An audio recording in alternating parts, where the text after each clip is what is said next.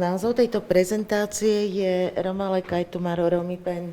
Kto si pamätá, alebo teda mal tu čest zažiť niekedy Elenu Láckovú pri nejakých verejných jej prejavoch, tak keď už išlo do tuhého a rómski muži sa nevedeli dohovoriť medzi sebou a ruinovali statočne všetko, čo sa mohlo niekedy v živote podariť, tak zaznel tento jej hlas a pán Romale Kaitumaro Romipen.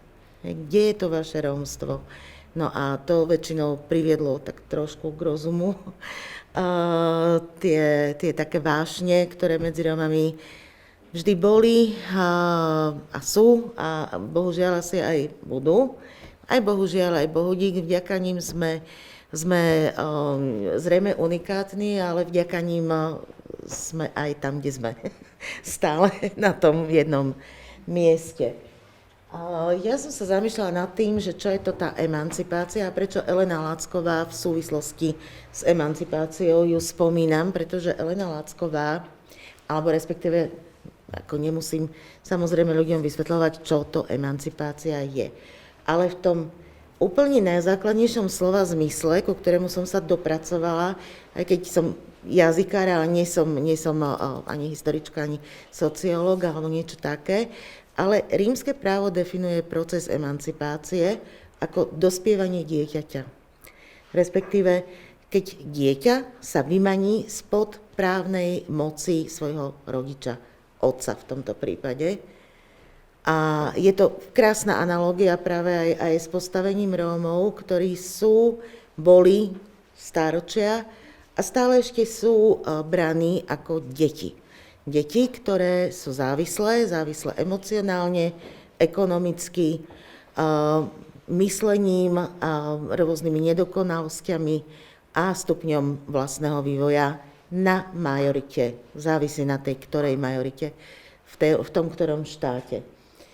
Ten proces emancipácie u Rómov súvisí práve s tým, že si istá časť Rómov toto začne uvedomovať a uvedomuje si to ako neslobodu, uvedomuje si to ako prekážku vlastného vývoja. Ten proces samozrejme nie je úplne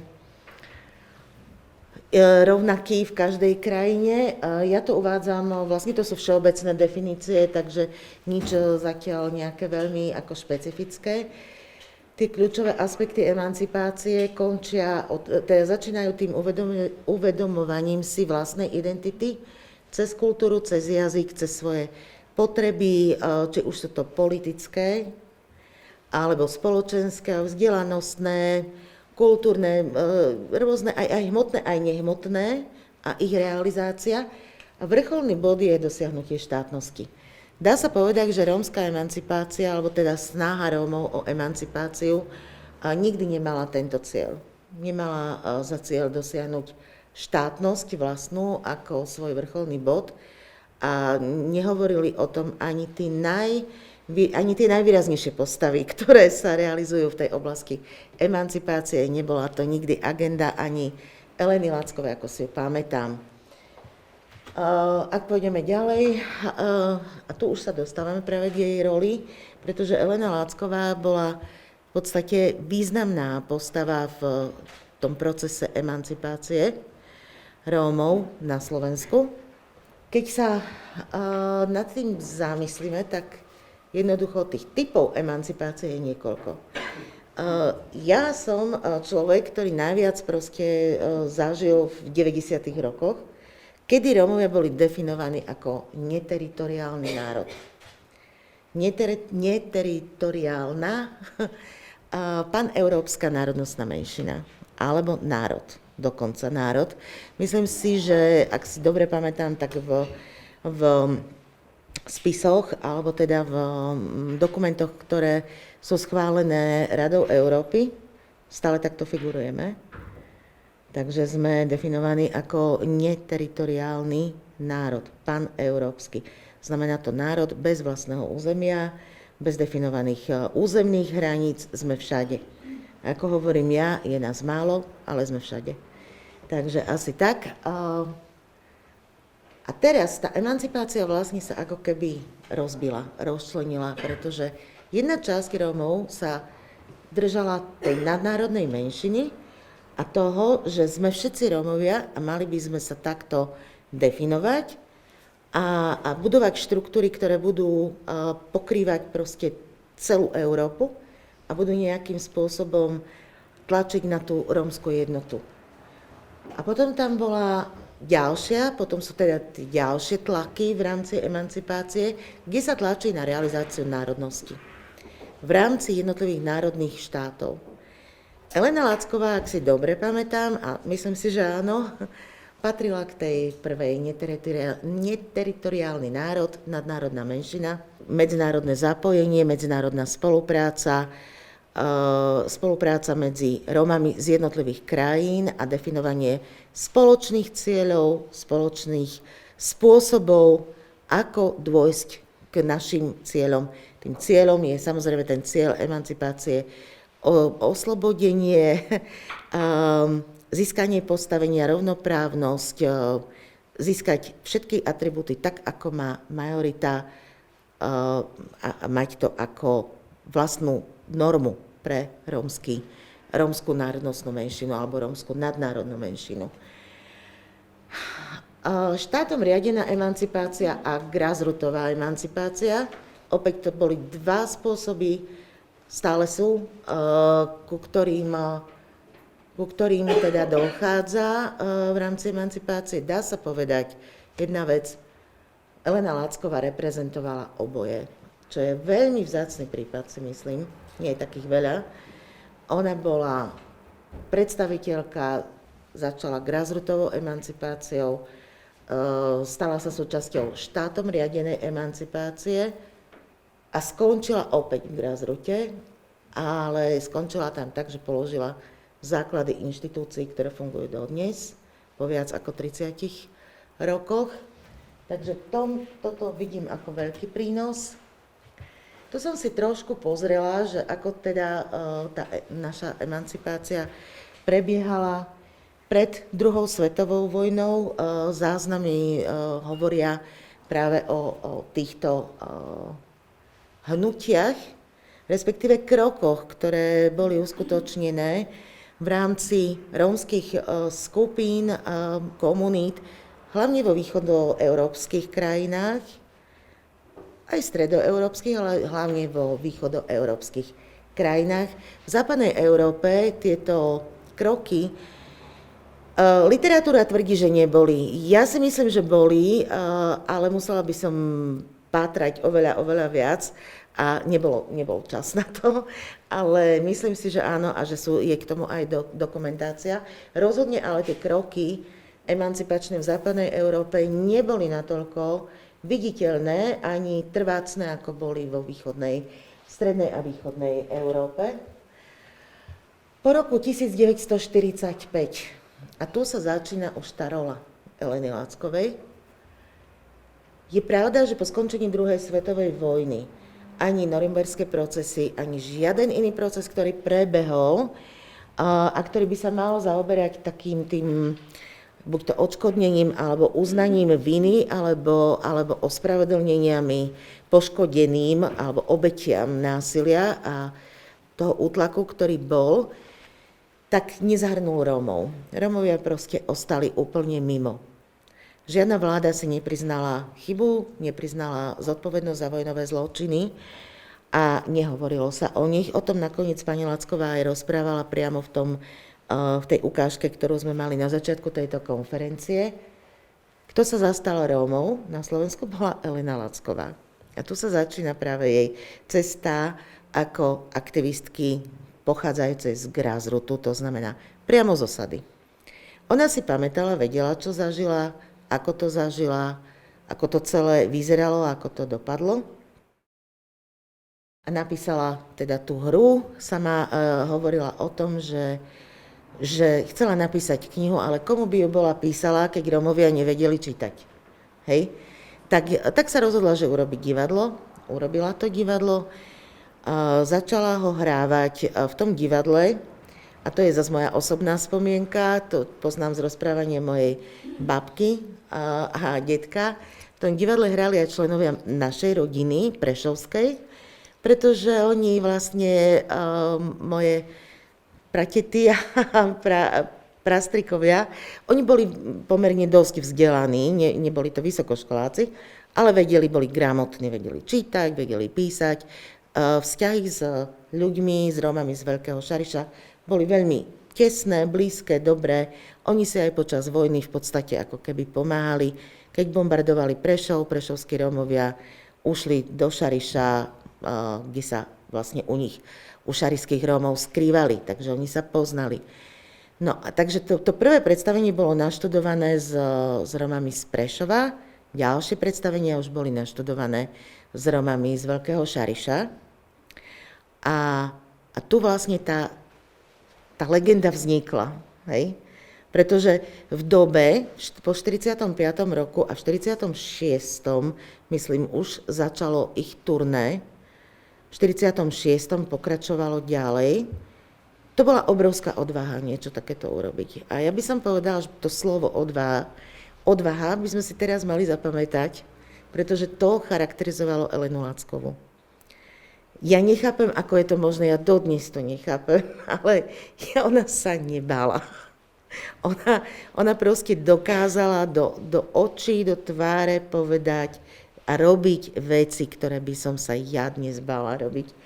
Ale ona to proste robila, čím to bolo, neviem, ale proste to jednoducho to dokázala. Takže to boli Rómovia o Rómoch, to vychádzalo práve akože zvnútra tej komunity a bolo to aj pre tú komunitu určené, bolo to určené pre majoritu. Tie predstavenia, myslím, a jej vystúpenia po skončení druhej svetovej vojny, aj v tom období nasledujúcom, kedy ona pokračovala, možno aj v takých, ako nazvali by sme to domovo-budovateľských aktivitách, ktoré sa vzťahovali k rómskej komunite.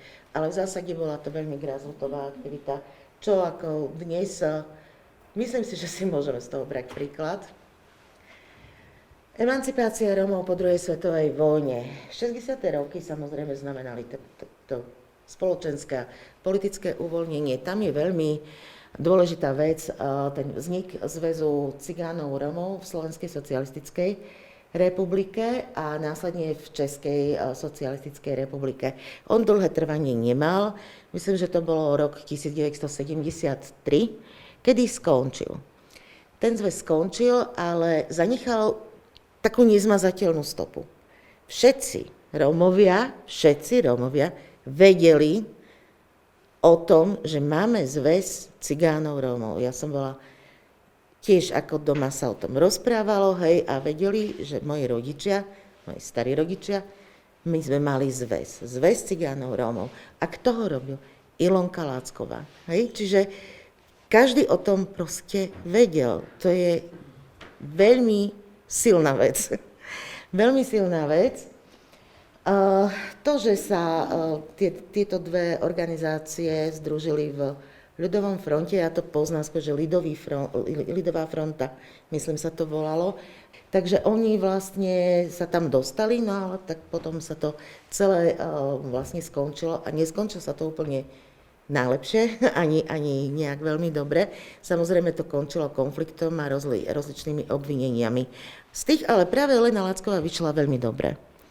Voči nej neboli tie obvinenia ani z nejakej ekonomickej kriminality, ani z politickej kriminality, len sa potom už stiahla. Stiahla sa z nejakého verejného života, ale naďalej využívala svoje páky a svoju tú autoritu, ktorú mala, na pomoc Rómom. Na to, aby ona individuálne dokázala Rómom pomáhať. Veľa Rómov v Prešove hlavne jej vďačí za to, že majú kde bývať dodnes, že majú vzdelanie, že ich zobrali na stredné školy, niektorí, že dokonca vyštudovali vysoké školy. Bolo to všetko vďaka nej. Pretože ona, keďže už sa po konci toho obdobia za normalizácie 70. a 80. roky boli úplne iné, než boli 60. roky a úplne iné, než je to teraz. Nedalo sa pomáhať systematicky, dalo sa pomáhať individuálne. Ono sa to až tak veľmi nezmenilo, ale OK. Takže asi tak. Čiže ona sa tomuto venovala. No a v tých 80. rokoch už som si ju aj ja začala pamätať, lebo už som mala celkom dosť rokov. A viem, že ona si dokázala nájsť veľmi silných a dobrých spolupracovníkov. Aj môjho otca, ako si spomínal, keďže otec bol učiteľ a poznal ľudí. Aj jeho bratov, ktorí proste pôsobili vo firmách, vo výrobných fabrikách v Prešove. Boli robotníci, ale mali kontakty. Samozrejme, boli to členovia strany komunistickej, ale neboli to funkcionári.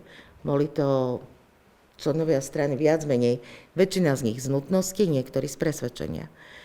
A rovnaký prípad bola aj ona. A pamätám si teda, ako aj k nám domov teda sa chodilo a rozprávalo sa o týchto veciach, o všetkom, o tom, ako pomáhať, ako meniť tú situáciu, čo všetko robiť. No a potom prišiel